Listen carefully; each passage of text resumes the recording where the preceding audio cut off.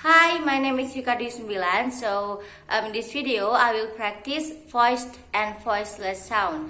There are 10 examples. The first one is rope and rope. The second is fade and fade.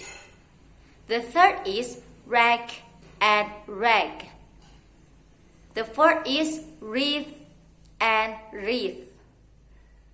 So for the next is vine and vine.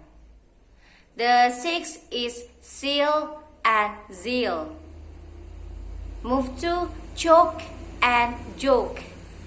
The next is beat and beat.